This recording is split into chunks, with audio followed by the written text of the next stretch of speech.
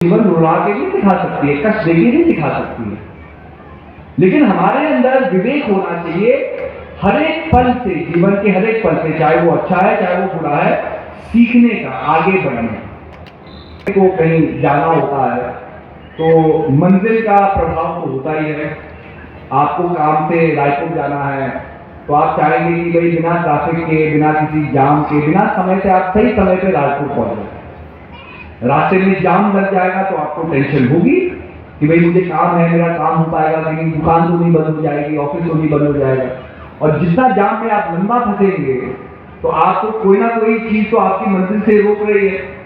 तो जितना आप अपनी मंजिल के करीब नहीं पहुंचेंगे उतना ही गुस्सा आपके अंदर आएगा, उतना ही आप नाराज होंगे, उतना ही कोसेंगे, उतना ही किसी को कुछ अपशब्द भी बोल देंगे। ये है जीवन की परीक्षा। ये है जीवन की परीक्षा। मुझे ये एहसास कब हुआ, बहुत समय पहले, हमें थोड़ा मोटरसाइकिल चलाने का शौक है, तो हम भी दिल्ली से देहरादून कभी मोटरसाइकिल में निकल जाते थे। भाई गाड़ी में जाम में फंसो, ये फंसो, मोटरसाइकिल में तो भाई भगवान की देन है, आदमी कहीं से भी कहीं पहुंच जाए, फुटपाथ पे भी चला ले, इधर भी चले जाए उधर भी चले जाए, आदमी अपने समय में पहुंच जाएगा। हमने अपना बैग, बटुआ सब बैग में डाला, बैग को मोटरसाइकिल के पीछे बांधा और हम चल दिए। अब हमें ये एहसास नहीं हुआ कि जो बैग हमने बांधा वो ढंग से नहीं बांधा। अब देखो क्या क्या होता है। आपको बताते हैं, ये आपके साथ भी हो सकता है। अगर आप अपना आंखें थोड़ा खोले, अपने अनुभव से सीखना चाहे तो जीवन आपको हर पल सिखा रहा है। ये जीवन एक आदि गुरु है, हमेशा आपको अच्छाई के रास्ते पर अग्रसर होने के लिए कहेगा। लेकिन हम मन से कपटी है, मन से छलिया है, तो हम ही बुरी गांठों को बांध करके उनके ऊपर ही चिंतन करते रहते हैं। अरे इसने मुझे वो कह दिया था, उसने मुझे वो कह दिया था, उसने मुझे धक्का दे दिया था। अच्छी बातें जो हमारे जीवन में हो रही हैं, अच्छे लोगों का प्रभाव हो रहा है, उससे तो हम बात ही नहीं करते। आप अखबार को देख लो, अखबार में क्या अच्छी खबर छप रही है।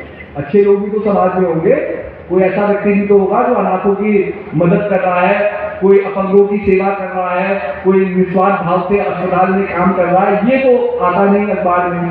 अखबार में क्या आएगा, इस डॉक्टर ने इस आदमी को मार दिया, इस पेशेंट की किडनी चुरा ली, किसी ने कुछ कर लिया, किसी ने कुछ कर लिया, किसी ने धोखा दे दिया, किसी ने बैंक में स्कैम कर दिया। तो हम बुराइयों से ही ग्रसित हो रहे हैं और उसी का प्रचार कर रहे हैं, उसी का प्रचार कर रहे हैं। न्यूज़पेपर में पॉजिटिव न्यूज क्या आती है? कुछ नहीं आती। छोटा सा कॉलम होगा कि भाई इसको मेडल मिल गया, भारत का नाम किसी ने रोशन कर दिया। फ्रंट पेज में यही आएगा, इतने करोड़ों का घोटाला, ये आदमी ने ये कर दिया, ये आदमी ने किसी का मर्डर कर दिया, किसी की चोरी हो गई, किसी को पकड़ा गया। हम भेदभाव की बातें करते हैं। तो क्या होता है, जगह जगह लोग क्या करते हैं, कभी कभी गर्मी ज्यादा हो जाती है, स्पेशली जो सिख संप्रदाय के लोग हैं, ये भंडारा लगाते हैं। और हमारे नॉर्थ इंडिया में बहुत गर्मी होती है तो ये मीठा पानी देने के अलग अलग स्टॉल लगाते हैं। अब अक्सर क्या होता है, जहां उनका भंडारा लगता है, पानी वितरण हो रहा होता है, तो वहां जाम लग जाता है, ट्रक वाला भी रोकेगा, एक गिलास पानी पिएगा। तो पहले जब भी हम वहां से गुजरते थे, कभी भी ऐसा होता था, मुझे मन में गुस्सा आता था, क्योंकि रास्ता रुक रहा है ना हमारा, हमें एक मंदिर पे जाना है, अब रास्ता रुक रहा है, जाम लग रहा है। तो मैं सोचता था कि लोग ये क्यों करते हैं, इससे तो लोगों को दिक्कत होती है। क्योंकि मन नहीं सोच रहा ना, मन तो केवल अपने स्वार्थ के लिए सोच रहा है कि मुझे अपने घर पहुंचना है, मेरे रास्ते में रुकावट ना हो। केवल हम अपनी ही, जैसे घोड़े की नाल होती है ना, वो केवल एक ही जगह देखेंगे, वैसे हम केवल अपने तक सीमित हैं, हम और के बारे में तो सोच ही नहीं रहे। और वो ऐसी सीमित है कि भाई मेरी पूर्ति हो, मैं समय पे पहुंच जाऊं। तो मैं बात बात सोचता था कि इतना जाम लगता है, अगर किसी को अस्पताल जाना हो, हम जस्टिफाई, मन कैसे जस्टिफाई करें? ये चीज नहीं होनी चाहिए, क्योंकि आपका रास्ता रुक रहा है उसकी वजह से, कि भाई कोई अस्पताल जाएगा वो तो पहुंच ही नहीं पाएगा। ये बार बार ये चीज ये लगा देते हैं। अब देखो, जीवन का समझाने का भी तरीका है ना कि ये क्यों हो रहा है। देखो, जीवन सिखाता है। अब मैं गया, वो बैग बंधा नहीं ढंग से, वो बैग टूट गया। अब आदमी जितना बड़ा भी हो, पर जेब में पैसे नहीं है, तो आदमी को अपनी हैसियत समझ में आ ही जाती है। सच्ची में आ जाती है, टूटोपन लगते हैं। अब सारा अहंकार गुरु टूटने में, जेब में पैसे हैं तो आदमी बड़ा, अपने आप को बड़ा मानेगा, तो पैसे खत्म हो गए तो आप सबसे घर पे आके बैठ जाएगा। यही होता है, ये जीवन सिखाता है। अब मैं बाइक में चल रहा हूँ, 300 किलोमीटर का रास्ता है, बाइक में पेट्रोल भी डालना है, एक टंकी में तो आप पहुंचोगे नहीं। अब मैं रास्ते में रुका, पेट्रोल स्टेशन में पीछे देखा तो बैग गायब, बैग बटुआ, बैग के अंदर सारे पैसे बैग कर दो, बैग टूट गया कहीं। अब मैं इस मुकाम में हूं कि मैं पहुंच गया हूं दिल्ली से करनाल आधे रास्ते। अब या फिर मैं वापस जाऊं दिल्ली या फिर मैं देहरादून जाऊं। अब पैसे हैं नहीं, जेब में मैंने हाथ डाले, केवल एक 500 रुपए का नोट दिया। अब वही 500 रुपए है जिसमें पेट्रोल भरेगा और मैं देहरादून तक जा सकूंगा या वापस दिल्ली जा सकूंगा। कोई इसी डिस्टेंस है, 150 किलोमीटर कर लिया। अब 150 किलोमीटर या वापस जाओ या आगे चलते रहो। अब गर्मी हो रही है, पसीने निकल रहे हैं। अब क्या है, मैंने पेट्रोल भराया, अब जेब में 1 रुपए भी नहीं है। पानी कहाँ से मिलेगा? पहले तो सुराइयों से पानी मिल जाता था, अब तो सुराइयां भी नहीं लगेंगी। पानी के भी 10 रुपए देने हैं, 15 रुपए देने हैं, 20 रुपए देने हैं। अब देखो आदमी हम कितने भी बड़े हो जाए हैं, विभू जी महाराज हो जाए, लेकिन 10 रुपए जेब में नहीं है तो हैसियत नहीं है एक बोतल पानी में लीजिए। ये है जीवन की शिक्षा।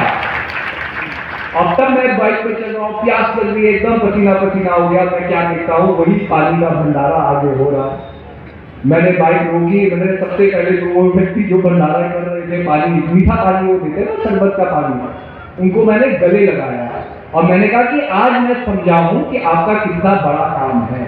उससे पहले मैं अपने अहंकार में था, उससे पहले मैं नहीं सोचता था कि भाई किसी प्यासे को पिलाना पानी कितना बड़ा काम है, वो तो प्यासा ही बन देगा ना। लेकिन जब हम बड़ी बड़ी गाड़ियों में चलते हैं, एसीओ में घूमते हैं, हम विमुख हो जाते हैं अपने जीवन से, अपनी वास्तविक भावनाओं से। और यही चीज जीवन सिखाती है। यही मैंने कहा कि जो चीज आज हंसते हंसते नहीं करोगे वो कल रुला रुला करके जीवन कराएगा। नहीं होता, कितने लोगों को देखते हैं, हम देश विदेश जाते हैं, देश विदेश जाते हैं, हम ऐसे ऐसे लोगों से मिलते हैं जो वास्तविकता में जीते जीते संत बन गए। उनको किसी चीज का भय नहीं है, जाने का भय नहीं है। हम सब कामना करते हैं ना कि भगवान कष्टों का निवारण कर दो, हमें मुक्त कर दो संसार से। भाई मुक्ति तो एक ही तरह है, जब मुक्ति होगी वही मुक्ति है। जब तक जीवन में रहोगे कोई ना कोई तो बंधन फंसेगा ना।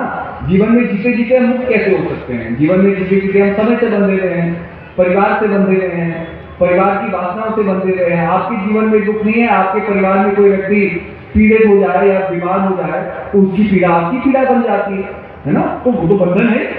जब तक रिश्ते नाते रहेंगे, जब तक ये तालमेल संसार से इंटरैक्शन चलता रहेगा, आप इस संसार से बंधे हुए हैं। मुक्ति केवल एक ही समय है, जब इनकम टैक्स नहीं देना होगा, मियाँ बीवी के झगड़े खत्म हो जाएंगे, बच्चों की डिमांड खत्म हो जाएगी, किसी और के लिए काम करना खत्म हो जाएगा, किसी और की पूर्ति के लिए अपने आप को बदलना खत्म हो जाएगा, किसी और को इम्प्रेस करने के लिए अपने आप को खोना, ये सब चीज खत्म हो जाएगी। तब तो एक ही समय है जब यमराज जी खड़े होंगे बिस्तरे के आगे और कहेंगे बेटा चलो अब आ गया समय। अब आप बताओ, मुक्ति तो आप मांग रहे हो, लेकिन क्या आप तैयार हो जाने के लिए? अपने दिल में हाथ रख करके पूछो अपने आप को, क्योंकि भाई मन ही जानता है अंतर जगत क्या हो रहा है। कंबल बैठ करके हम सो रहे हैं कि भजन कर रहे हैं, ये हम ही जानते हैं। कोई और नहीं जानता है। पर अगर कंबल लगाया है तो कुछ काम अच्छा तो कर रहे हो कि बैठ तो रहे हो भजन में। ये नहीं कि फोटो देख के अरे गुरु महाराज जी आप बहुत काम है, बैठे ही नहीं, कंबल भी नहीं लगाया सिर के ऊपर, तो बाबा भजन सुमिरन कैसे होगा? भजन सुमिरन नहीं होगा तो ये मन एकाग्रचित कैसे होगा? ये जो मन का भागने का वेग है इसको कैसे रोकोगे?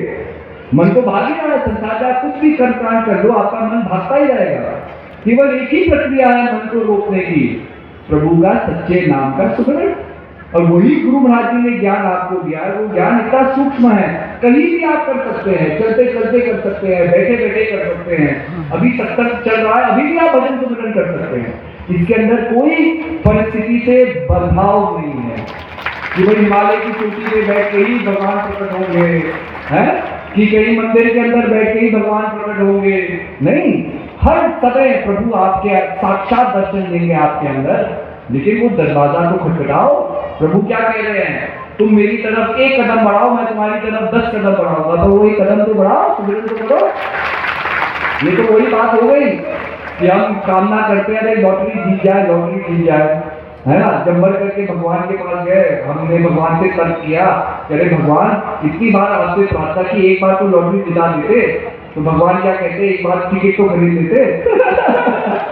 टिकट नहीं खरीदा, क्या है, पर काम ना है लॉटरी जीत जाए तो करोड़पति बन जाए, मेहनत नहीं करनी है तो करोड़पति बन जाए, पैसा मिल जाए, यश मिल जाए, वैभव मिल जाए। भाई लोगों की एरिया घिस जाती है किसी चीज को प्राप्त करने में, किसी चीज को बनाने में। बिगाड़ना तो बड़ा आसान है, लेकिन उसकी मेहनत को तो देखो। सब चाहते हैं भगवान बुद्ध की तरह हमें भी निर्माण हो जाए। 7.5 साल दिन रात तपस्या की भगवान बुद्ध ने, ना खाना खाया, ना कुछ किया, ना आपकी तरह नहीं कि कभी क्रिकेट मैच देखने चले गए, कभी इंस्टाग्राम फेसबुक में लग गए।